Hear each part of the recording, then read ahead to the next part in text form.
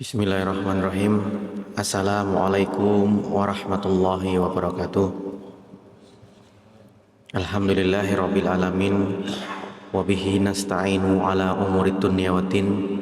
Wassalatu wassalamu ala asrofil anbiya'i wal mursalin wa ala alihi wa sahbihi ajma'in.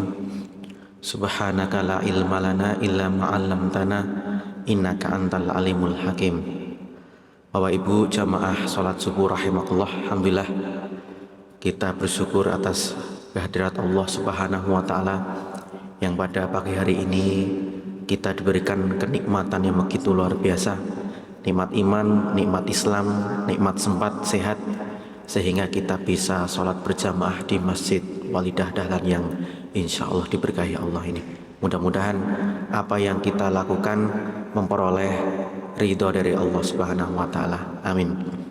Salawat serta salam kita haturkan pada junjungan kita Nabi Agung Nabi Muhammad sallallahu alaihi wasallam, kepada keluarganya, kepada para sahabatnya, kepada para pengikutnya, dan insya Allah kita termasuk pengikut beliau yang memperoleh syafaat di yaumil akhir kelak. Amin ya rabbal alamin. Bapak Ibu yang dirahmati Allah, kemarin kami sampaikan bahwa fadilah sholat begitu luar biasa.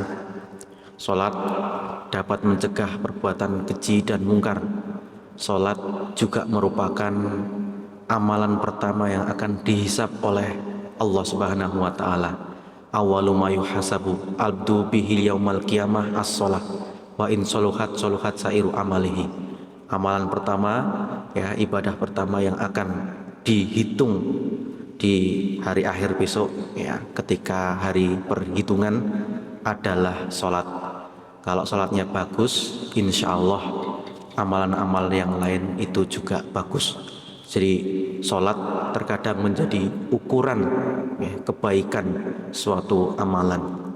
Kemudian Bapak Ibu yang dirahmati Allah, Rasulullah SAW beliau sudah diampuni dosa-dosanya oleh Allah.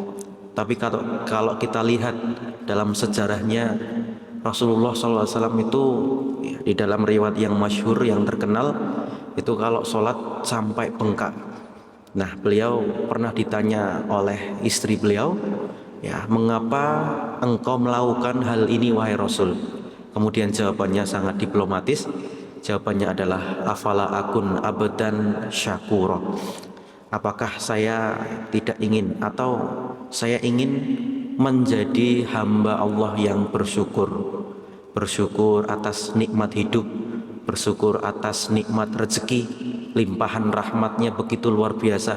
Kita diizinkan hidup oleh Allah di bumi Allah, dikasih rezeki, dikasih kesehatan, diberikan pekerjaan, ya, diberikan apapun.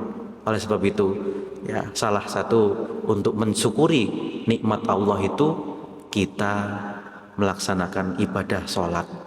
Jadi kalau kita sholat tidak hanya kita, ya, takut neraka, ya, kita itu sebagai suatu kewajiban yang menjadi beban gitu, tapi lebih ke, ya Allah, kita itu hanya pengen bersyukur gitu aja kan. Itu simple, ya, alasan yang paling simple yang itu diutarakan oleh Rasulullah SAW.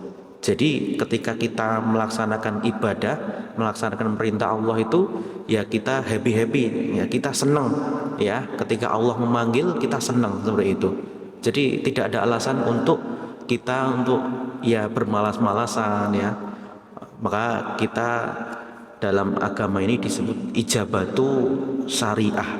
Kita melaksanakan, kita mengijabahi apa yang Allah perintahkan kepada kita semuanya.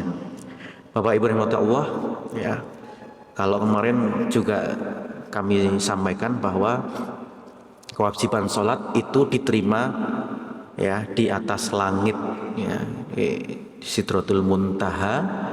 Sidroh yaitu pohon bidara. Pohon bidara itu daunnya itu kalau bahasa Jawanya itu ngelewer sampai langit ke-6, ya. Jadi kalau daun itu, ya, pohon bidara itu punya daun itu jatuh, maka itu adalah takdir manusia menurut beberapa ulama seperti itu.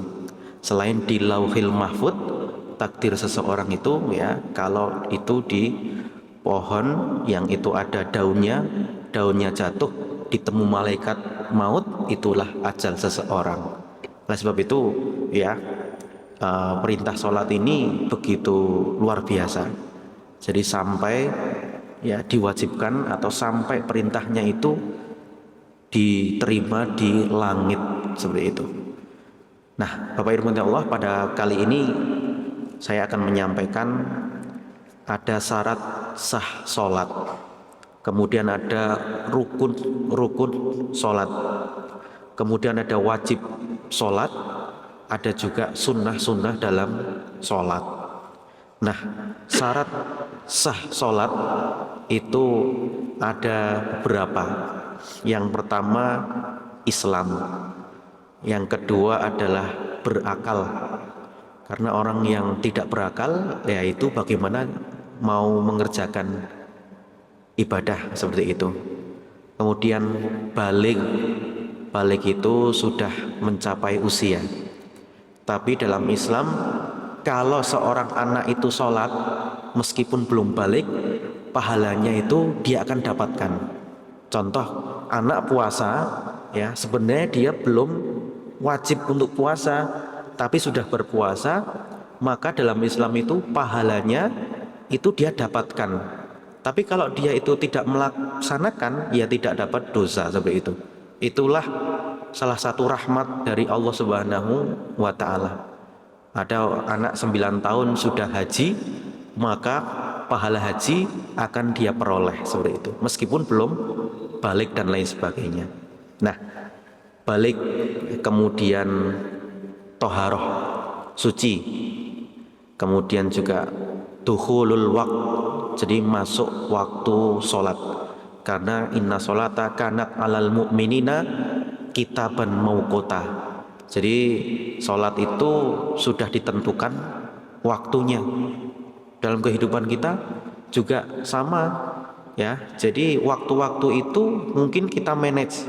Jadi mungkin hikmah dari Allah mengatur waktu sholat supaya kita juga bisa memanage waktu.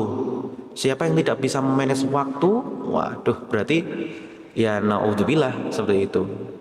Ya tidak bisa merencanakan sesuatu, berarti siap-siap merencanakan kegagalan ya, seperti itu. Maka dukhulul waktu ya, masuk waktu sholat.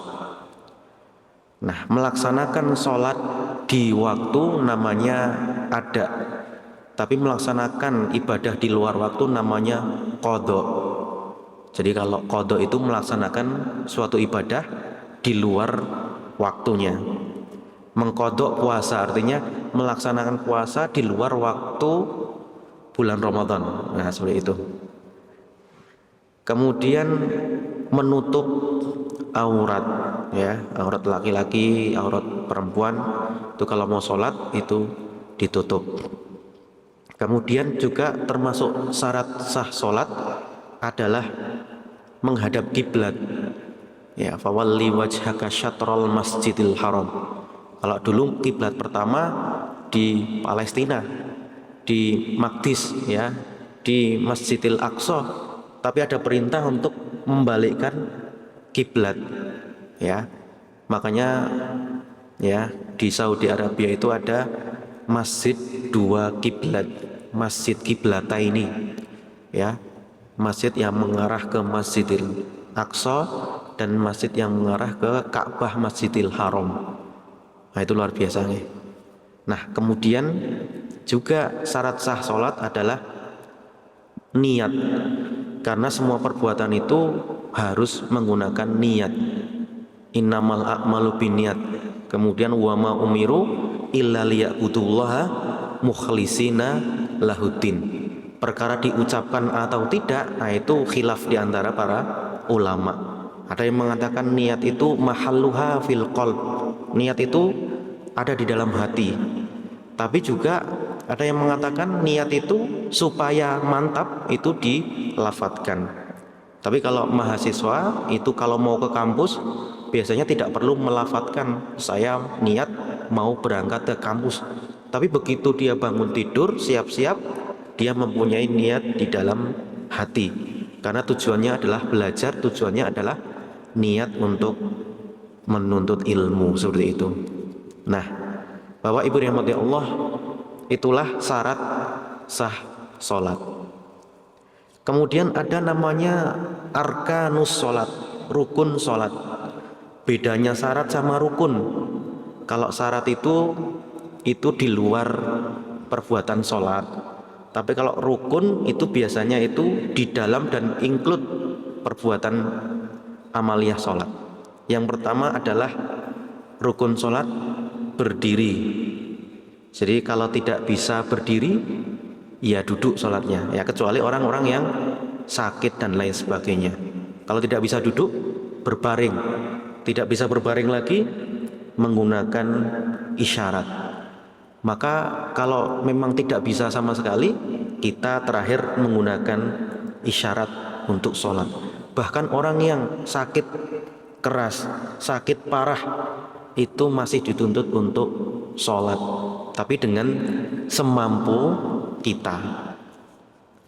Nah, kalau sholat sunnah, menurut para ulama itu berdiri itu bukan rukun, ya. Berdiri dalam sholat itu adalah sunnah. Kalau itu sholat sunnah, bukan sholat fardu atau sholat wajib. Yang kedua adalah takbiratul ihram. Takbiratul ihram itu takbir penghormatan.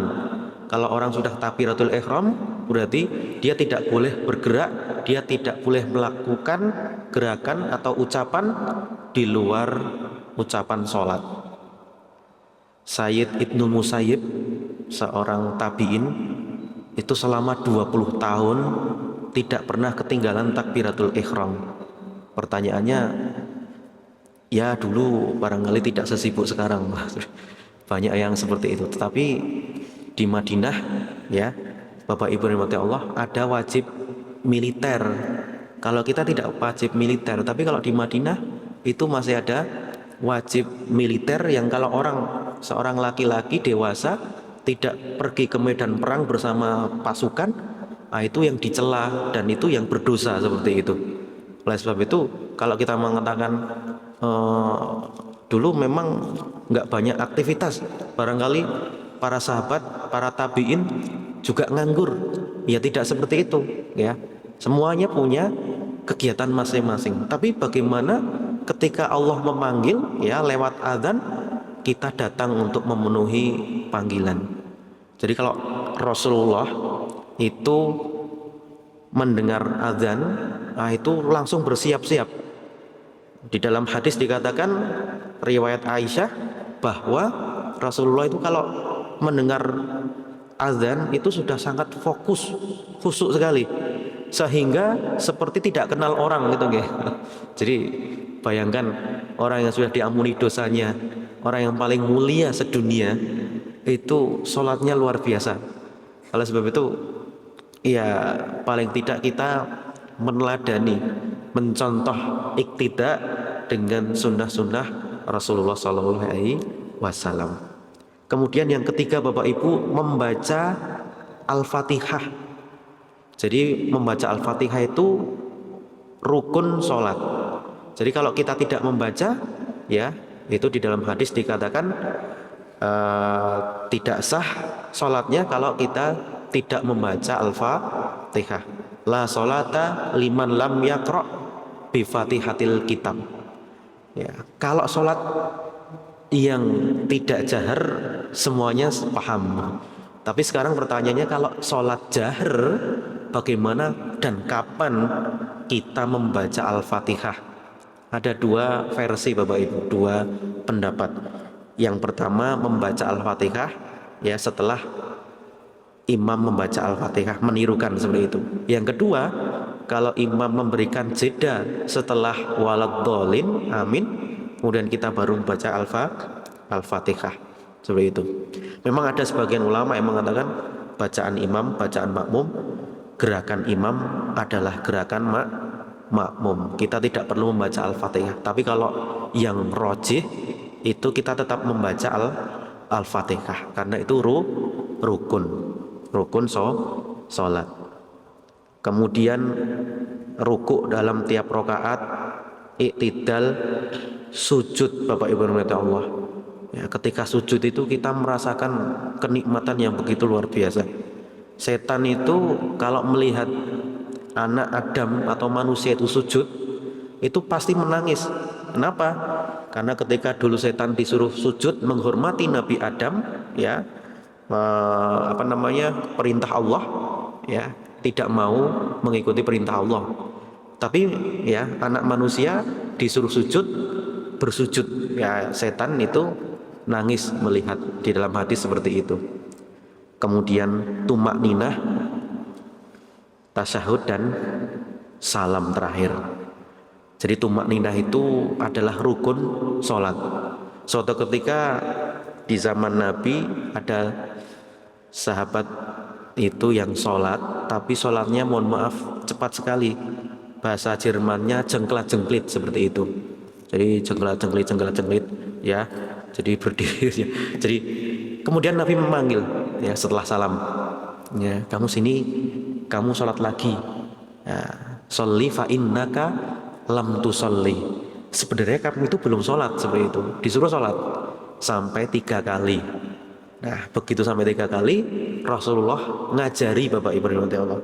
Kalau kamu sholat itu tumak ninah, kalau ruku itu tumak ninah, sampai kamu kamu merasakan ruku yang tenang, ya. Tumak ninah itu artinya kan tenang seperti itu, tidak kebut-kebutan, ya, seperti di ring road itu kebut-kebutan. Kenapa? Karena ini sholat menghadap Allah. Jadi perasaan kita menghadap Allah bagaimana Bapak Ibu Allah, itu sangat senang sekali rasanya. Oke. Nah, kemudian yang terakhir adalah salam. Assalamualaikum warahmatullah, assalamualaikum warahmatullah, atau assalamualaikum warahmatullahi wabarakatuh, assalamualaikum warahmatullahi wabarakatuh. Dua-duanya benar dan semuanya ada riwayatnya. Jadi kita ketika melihat imam seperti itu, kita harus, oh ya ada dalilnya. Yang penting ada dalil gitu saja, nih. Jadi tidak perlu berdebat. Oh kamu kok soalnya ya. Yang penting mana dalil yang paling rojih kira-kira. Karena Nabi mengatakan, sallu kama ra'aitumuni usolli, seperti itu. Salatlah kamu seperti kamu melihat aku sholat. Masya Allah. Mudah-mudahan kita termasuk ahli sujud, ahli sholat, sehingga Allah memasukkan kita semuanya ke dalam jannahnya. Allahumma amin. Bapak Ibu, barangkali cukup sekian yang bisa saya sampaikan. Kurang lebihnya saya mohon maaf. Billahi taufiq wal hidayah. Assalamualaikum warahmatullahi wabarakatuh.